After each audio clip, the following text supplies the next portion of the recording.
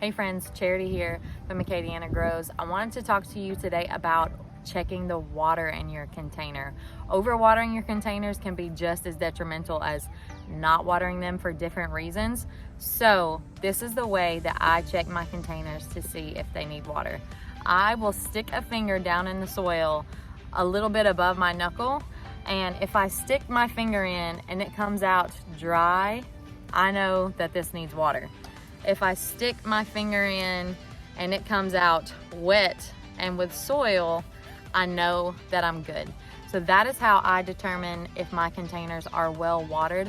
I would encourage you to make sure that you're checking your containers, that you're not just watering them out of habit. Say you have a tomato and it's getting really close to being ripe, but it gets a ton of water. That can actually take the flavor away from your tomatoes. You want to harvest your tomatoes when they've got all those sugars really concentrated. So if you're not certain, you think they need water but you're not sure, do the finger test. Make it a great day.